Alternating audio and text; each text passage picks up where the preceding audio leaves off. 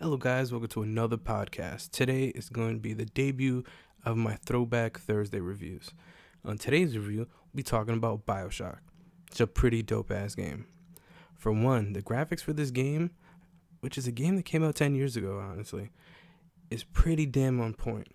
The water looks real enough for a 2007 game. So do the textures, the lighting, and the grand scales of things. It's just insane. The first time we actually enter into the world of Bioshock, which takes place in a city called Rapture, it gives off that 1960s feel, since it's supposed to take place in the 60s. Go figure. But it's just amazing just to see some of the wild stuff that we get to see. Some of this wild stuff are the splicers. These weird, deformed, fucked up looking people.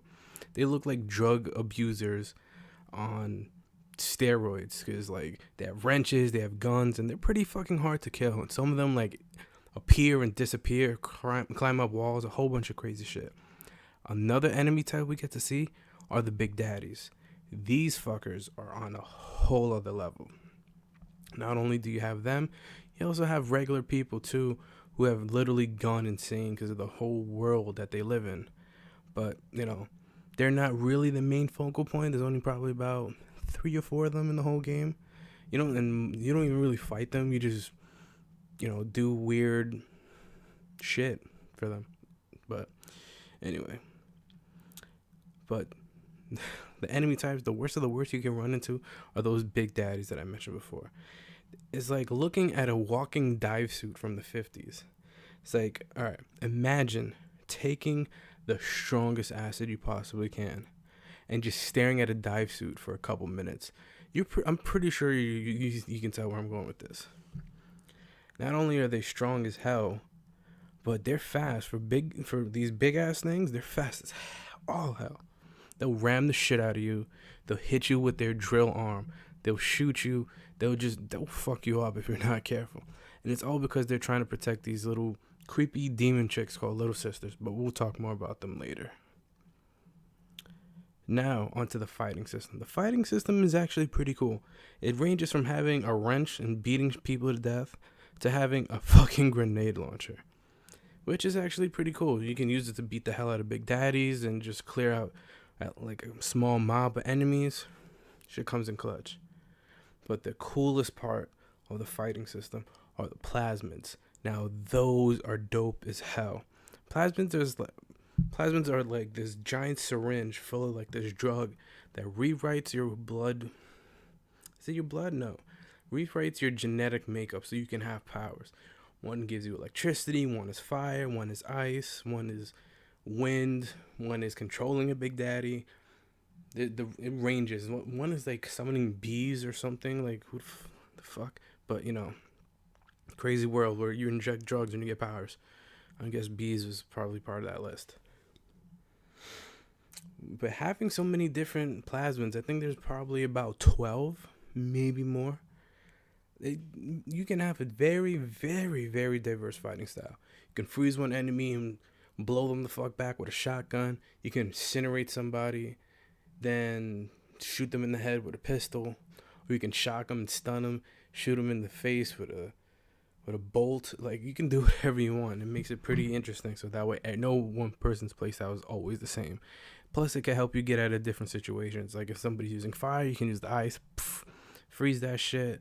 Or if there's a bunch of enemies in water, you shoot the water with electricity and kill them instantly. Like, this shit is clutch. Now, to the next point.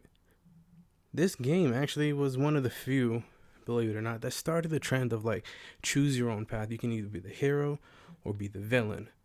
In this case, the gameplay in the background is going to be of the good ending I have, since I haven't played it as, the villain on this play file yet. So, but honestly, at first, when I first played this game back in the day, I was like, that's pretty cool. Let me just play the hero, because it's always fun, to be the hero, save the day, and all that stuff. But then after a while, when I first played as the villain, I'm like, oh man, this is some dark shit. Playing as the villain is way darker than it is in other games, such as Infamous. In this game, if you're the hero, it goes back to those little sisters I mentioned earlier. You actually save them, you extract like all that weird shit that makes them look like little demon children. You do that, Every time you save one, you get this thing called Atom, which is this weird substance. It's like a power fuel for like splicers and basically runs the world of Rapture. So if you save them, you get a good amount. If you're the villain and you harvest them and basically like drain it and in a sense basically kill the little sisters, you get a lot. But because you're forcing it out of them. But as I said, we're talking about the good one first. So you do that, you save the little sisters. At the end, when you beat the main boss, and there's a big plot twist that I'm not gonna spoil it for you. You guys should just go out and get the game. It's pretty fun. It doesn't take that long to beat. It's like fairly paced. So, but when you beat the final boss, the little sisters come out and help, and there's 5 of them. There's more than that in the game, but 5 of them come out and help you, and then you can see the cutscene which is playing. Even though I said no spoilers, this is like the good ending. It doesn't spoil the whole story, just spoils only the good ending. So you see, you leave Rapture with the little sisters. You go back to normal society. You go back to America or London or wherever country your character is from. I guess you can say wherever you're from, he goes there. They grow up. They get a degree, they get married, they have children, they visit you which is I think it's kind of fucking morbid. They visit you on your deathbed when you're an old man. So it's like you gave them life, you gave them purpose to be normal people again, which is awesome. Like that's the point of being a hero. You save people, and in return, they come back and they're grateful for you and all that stuff. Now, if you're a villain and you harvest these little shits, that's where it goes dark. At the end, they kind of come out and you like take over. You keep harvesting them and you're evil. Then you take over Rapture and all this other fucked up shit. So it goes from one extreme to the other to a nice happy ending. Everybody has a family and all that. But extremes aside, and Bioshock is actually a pretty lit game. I in fact just give it a 9 out of 10 for being a dope ass game. Extremely fleshed out story with a plot twist. Sort of near the end, but not all the way at the end, but far enough. Graphics are on point. Controls are good. Just a solid game. Like, it didn't even need to be remade or anything. They just, brought it to PS4, enhanced the graphics a bit for PlayStation 4. But other than that, Bioshock, 9 out of 10, good game. If you're interested in buying it for PS4 or PS4 Pro, they have the collection, which is about $40. So, you get 3 games for the price of less than one regular game nowadays. So, definitely check it out and buy it. All right, guys, that's it for me. Make sure to like, comment, and subscribe. And as always, gamers, keep grinding. Family, I know what it is. And now.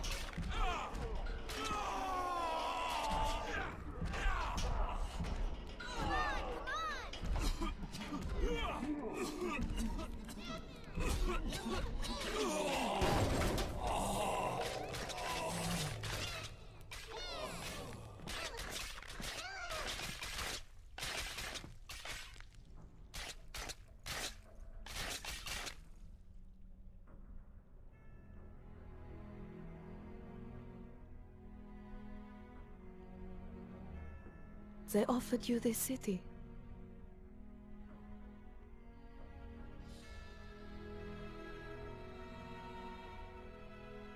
And you refused it.